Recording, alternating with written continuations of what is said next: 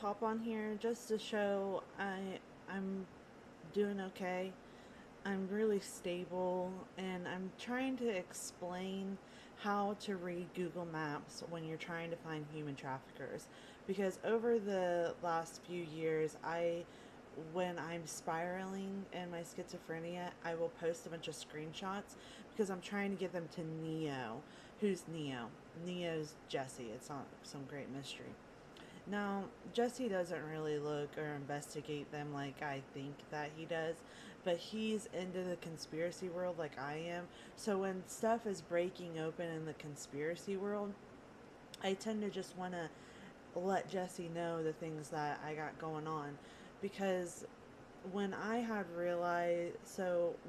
kind of pieced everything together that I'm possibly the only reason I am famous is because I'm linked to maybe abuse that I can't even remember in Columbus, Ohio. If I was abused, I'm glad I don't remember. I remember certain events. I remember losing time. I remember feeling drugged. I remember being a little loosey goosey, a little more wild while there's cameras and things all going around. Highway was a very big, important event. There were thousands of kids there. Now, everything that we know about Epstein, it is not outlandish to believe that Epstein would have been scouting kids at these highway events that were in Columbus, Ohio. When I figured this all out, this was after Danny got sick because I fear the Clintons send warning shots to me because I'm relentless when it comes to them on the internet. This is not new for me. I've been like this for since really 2012. I was like, I'm going to dedicate my life to stopping this nonsense because I would want freedom, and they were slowly putting chains on us. And now that the world's just kind of all like, I think Stacy's onto something. We're going to listen to my story a little bit more. My story about the Columbus hotels is going to illuminate the underground tunnel system at the Columbus State House. I believe that Ohio, specifically Ohio, that we know that Jeffrey Epstein was supplying child human trafficking human traffickers specifically to members of Congress.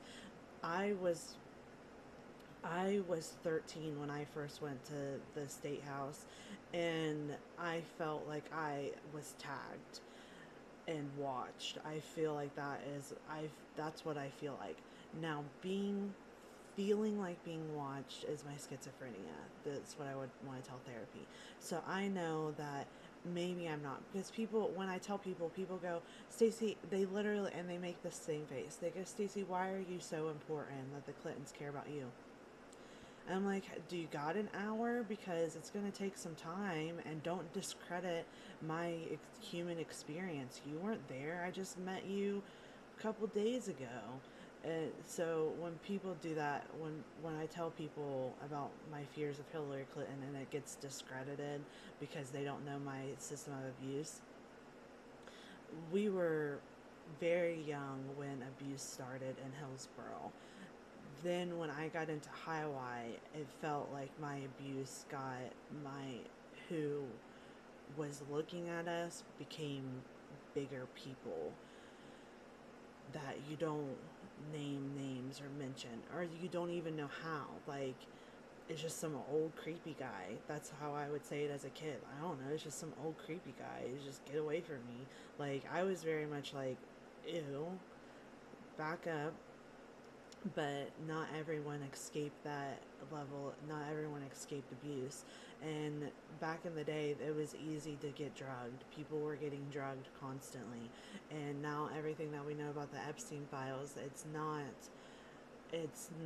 out of the realm of possibility that Hillsborough was a target town, because I think that Epstein targeted rural poor communities, and Hillsborough is a poor a royal poor community that is a stone's throw from Columbus, a stone's throw from Chillicothe, a stone's throw from Cincinnati.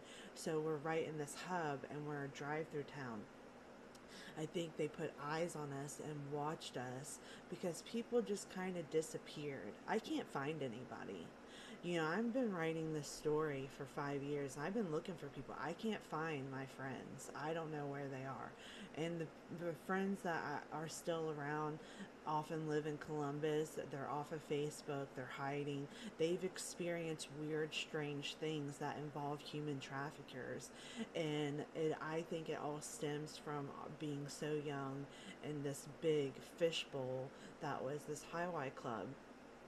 Highway is like a secret society. There's pens, handshakes. You learn how to be a leader in the community. You learn how to write bills. You learn how to move policy. If I wanted to form the future leaders of the world, I would choose to look at Highway kids. We were very smart kids and still are. But now we're all grown up and we're all fighting Pizzagate, human trafficking, and global elite. And I feel like it's on me to tell my story.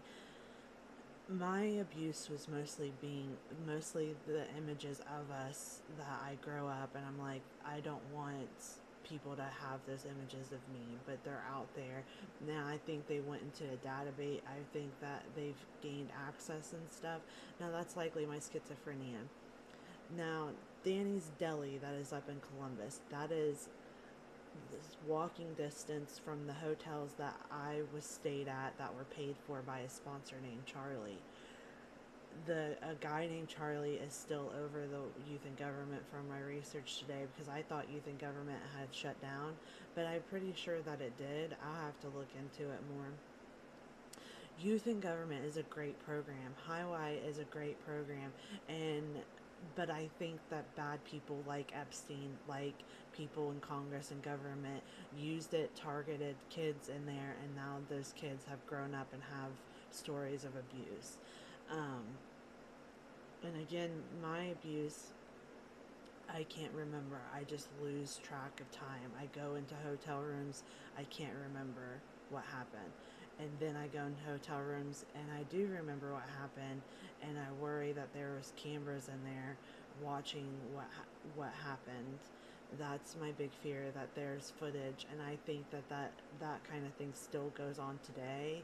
People have their have images of them stolen and put into the dark web, and are able, and people buy and sell your images without you knowing that that's happening, which is that what I think happened to me.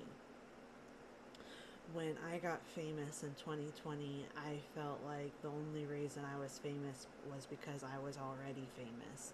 I was famous from a child, roaming around the Columbus State House with people watching me, writing bills about birth control in school. I'm very loud and proud about things because I want to be an activist. And it's important to know why I'm an activist about human trafficking, because I felt like I was in human trafficking. I felt like Charlie was my sponsor. When I grow up and I understand words, I understand what does it mean to be in human trafficking. Well, I felt like I was, even though to everyone else, Charlie was just a normal guy. He was just Charlie.